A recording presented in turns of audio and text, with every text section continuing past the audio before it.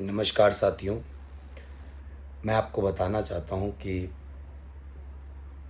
शुक्रवार, शनिवार और आज रविवार तीनों दिन क्लासेस नहीं हुई।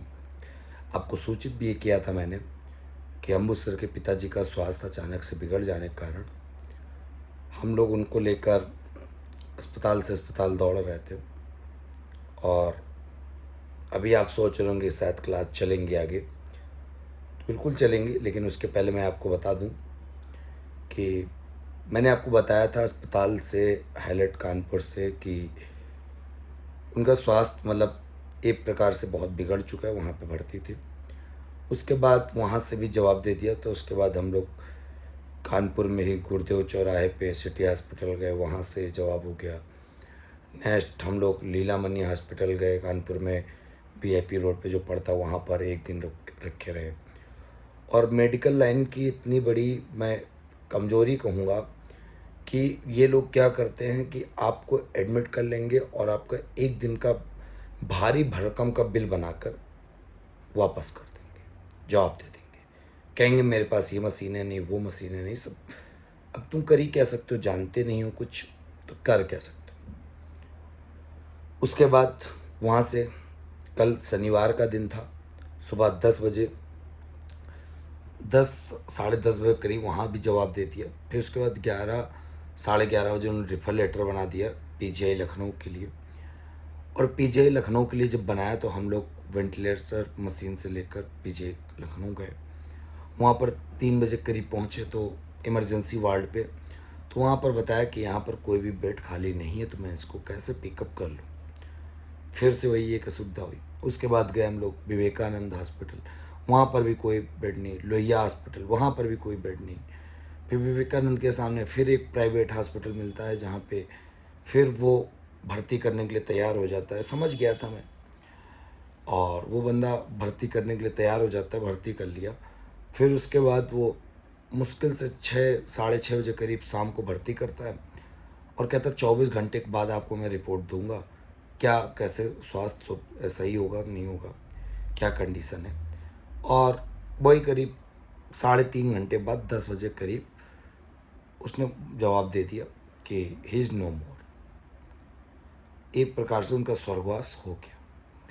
जैसे वो खबर देता है, पैरों तले ज़मीन खिसक जाती है कि अचानक से कि शुक्रवार की सुबह 3 बजे करीब बीपी लो होता है। और बीपी लो होने की वजह से इतना ज़्यादा प्रॉब्लम आ जाता है कि ऑक्सीजन लेवल कम, और फिर उसके बाद रिकवरी नहीं होता है। नाव, कानपुर, लखनऊ, सब जगह 3 दिन में 2.5 दिन के अंतराल में सब कुछ पूरा ऊपर से नीचे तक हो जाता है। कुछ भी सही होना संभव नहीं हो पाता है। उसके बाद फिर हम लोग उनके शव को लेकर आते हैं उनके घर पर, और करीब रात के 12:30-1 बज जाते हैं। उसके बाद क्या होता है कि 12:30-1 बज जाता है। उसके बाद उनकी माता जी का स्वास्थ्य इतना खराब हो जाता है कि अब घर वाले इंसान वहाँ पर देख रहे हैं, और जितने लोग और बचे वो लोग अब माता जी को लेकर हॉस्पिटल गए, वहाँ पर दिखाया तो उनको भर्ती भी कर लिया। और फिर हॉस्पिटल में बोला कि इनको भी रिफ़र करना पड़ेगा। एक आपदा थी, दूसरी आपदा नई तैयार खड़ी थी।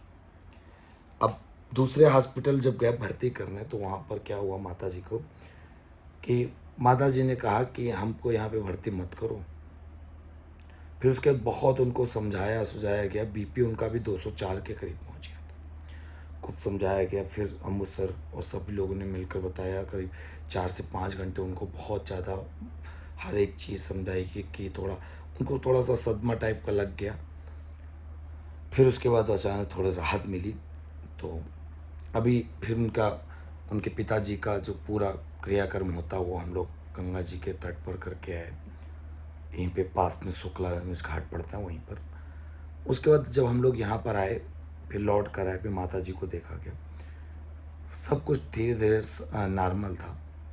तो ऐसी आपदा आ गई थी। तो फिर उसके बाद हम भी सब लोग 2-2 दिन से 3-3 दिन से थके हुए जगे हुए हैं, और मुसीबत की घड़ी है, आप सब समझ सकते हो। तो मैं आपको बस यही वीडियो इसलिए बना के सूचित कर रहा हूँ कि अगर अगली नोटिफिकेशन तक क्लास नहीं आती है, तो आप सब थोड़ा सा धैर्य बनाए रखें और इस दुख की घड़ी में फिनिक्स एकेडमी का साथ जरूर दें, क्योंकि सब लोग बहुत परेशान हैं। अचानक से कोई आपदा आती है तो उसको थोड़ा सा संभालना कठिन होता है। तो इसीलिए आप सब धैर्य बनाए रखें और फिनिक्स एकेडमी के साथ अपना सपोर्ट बनाए रखिएगा। और जैसे ही थोड़ा सा सब नॉर्मल होता है वैसे ही आपकी क्लासेस शुरू होंगी, सब लोग लेंगे। बस थोड़ा सा इसके दुख की घड़ी में आपका सहयोग चाहिए और आशा करते हैं आप सब हमें सहयोग भी प्रदान करेंगे। साथियों, अब मैं विदा लेता हूँ, मिलूंगा आपको नए वीडियो के साथ। तब तक के लिए जय हिंद, जय भारत।